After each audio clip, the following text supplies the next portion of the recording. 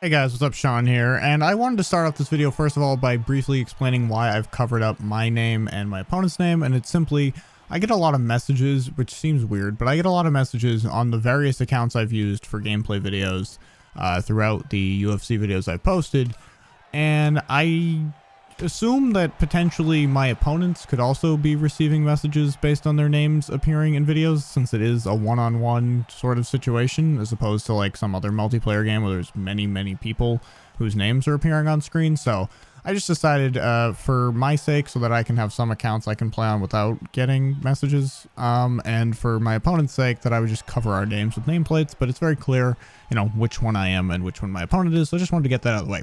Second of all, this is a ranked Division 4 championship fight. I am champion and he is champion, and we both picked the same person. So, awkward to say the least. I am the red gloves. That is pretty much what you need to know. Anyway, so this video I wanted to do and talk about if you should buy this game in 2019. And I wanted to talk about this because I get a lot of questions. I have a video up, should you buy UFC 3, that I posted very close to when the game launched. And a lot of comments get left, you know, should I buy it on sale? Should I buy it now? Is it worth buying? Should I wait for UFC 4? You know, all these kinds of things. So I want to kind of address that. And this isn't going to necessarily be about anything other than multiplayer and the gameplay itself. As far as career mode and that sort of thing goes, honestly, I wouldn't buy it for that at all. That stuff is still not very good in my opinion. It's not a strong suit. Like, this is really if you're going to play multiplayer, and that goes, you can play ranked, you can play ultimate team, you can play just quick fight, whatever sort of floats your boat. But I'm not going to address like career mode or tournament mode or any of that sort of offline stuff. This is all the online component of the game, and really the gameplay at hand. But first and foremost is the price of the game when it's currently on sale, which is often, and, you know, should you wait for UFC 4? Like, I want to address that first. And first of all, should you wait for UFC 4? No.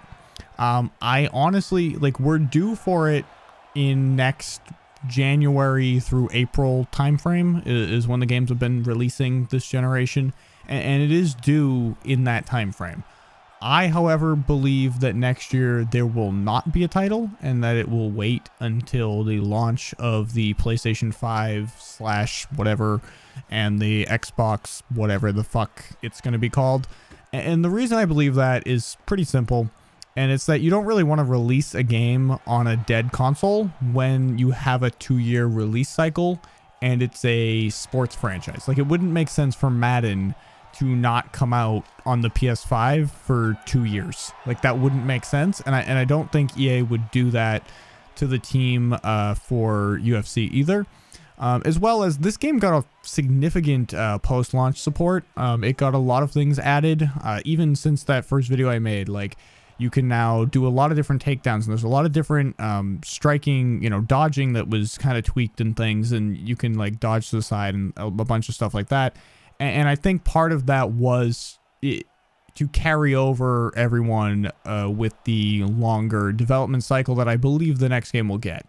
I could be wrong, and there could be a UFC 4 in January or February, but that brings me to my second point here, which is that this game is on sale constantly. It is almost always on sale. Every time the PlayStation and Xbox do a sale, this game is probably on sale. It's often less than $30. Like, it's not an expensive title.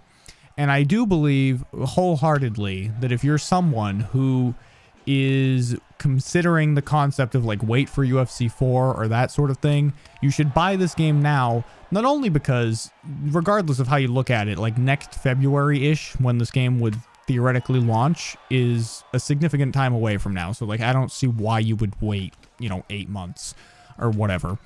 And second of all, this game is likely the closest you're going to get to UFC 4. UFC 4 is likely to be in the style of UFC 3, at least more so than UFC 2 or the first UFC from EA.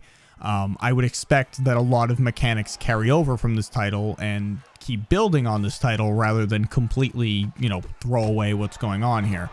The ground game might get a major tweak, and we'll talk about, you know, that gameplay aspect in a little bit, but I don't think that the striking is going to be completely overhauled moving forward, because this was kind of a complete overhaul from UFC 2. So it wouldn't really make, like, that's not how this works. You don't overhaul everything every time.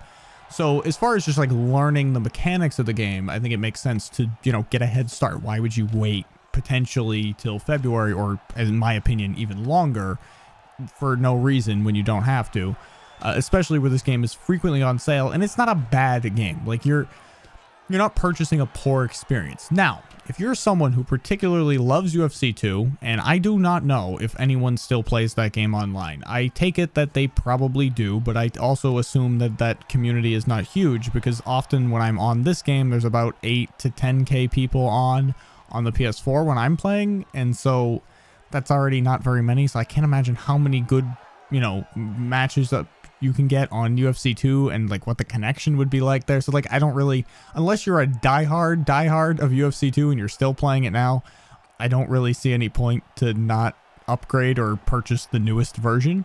That being said, if you're someone who is a diehard fan of UFC 2, the striking is a good bit different here, so it may not suit you. It may. It's kind of, it really is, it's a sticky situation on the striking, and I guess we'll get into that now.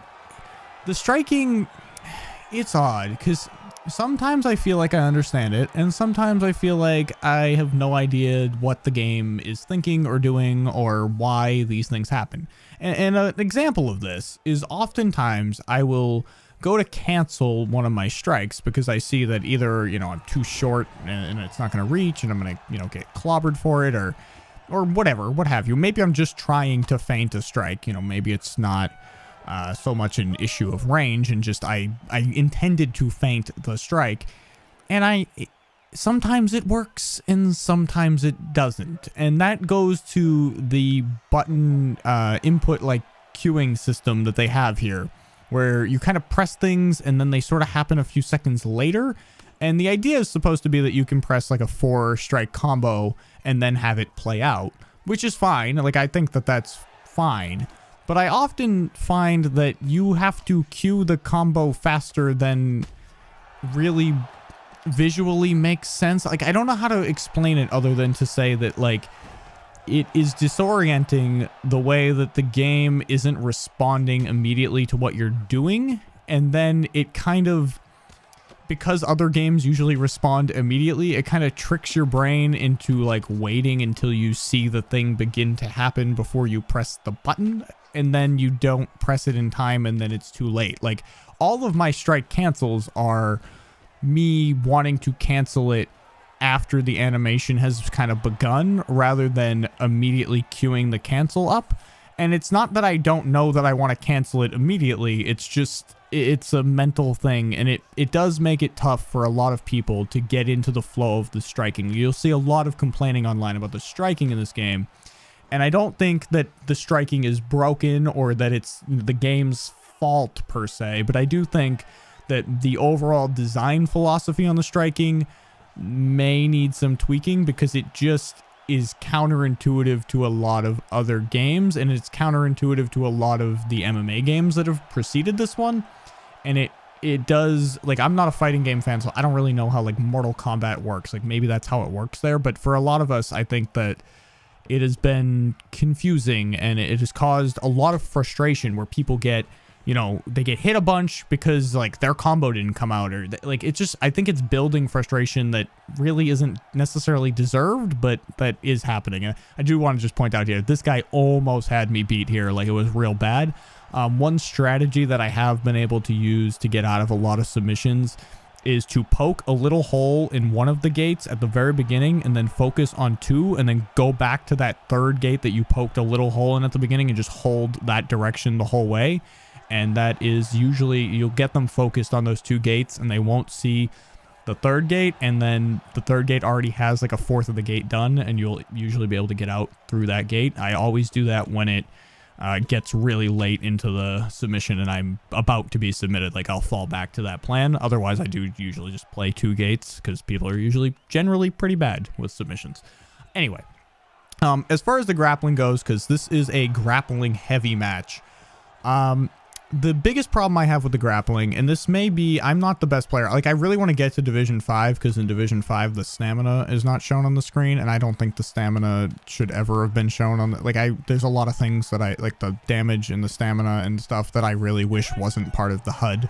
I think I should be able to pursue the visual and not have the game literally telling me, like, when I, hurt their leg and they're limping, I should just see that they're limping and pursue that. I don't want it on the screen. Like, I want to get out of there desperately. So I have been focusing on this account using Gastelum here and then Cerrone in welterweight.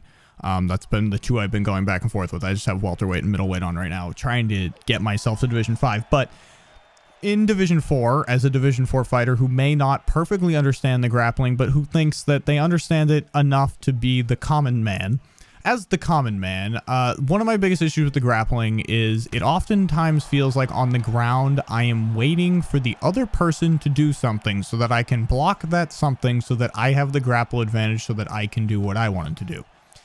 And you will see it a lot where, like, the two of you will not be punching, will not be moving, and will just be waiting because you need the other person to start to move so that you can block it and then move.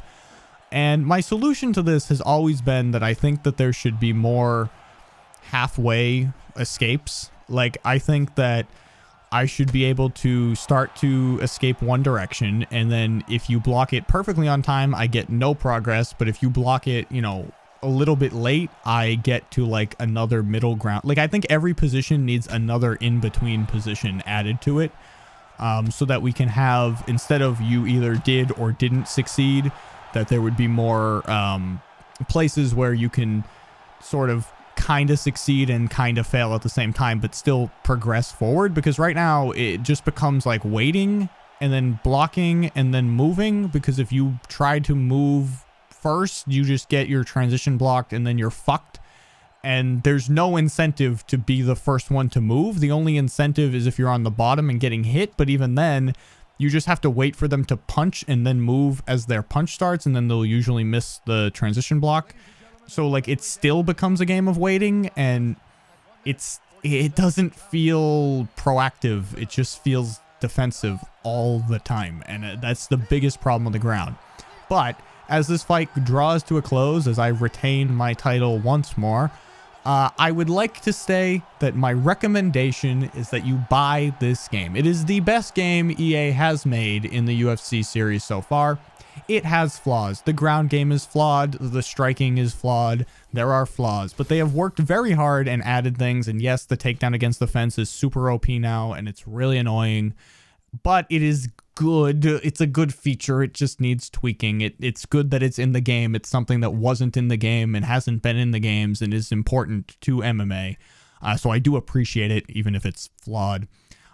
This fight was a fight that I was apparently losing badly, but I managed to pull it out at the end, and these are the kinds of fights that you fight for. These are fun. I had fun in this fight. I have fun more often than not playing this game, and for the discounted sale price this game now sells for, I think you'll have fun too. So I hope you consider checking it out. If you're new here, don't forget to subscribe. Thank you so much for watching, and I'll see you all later.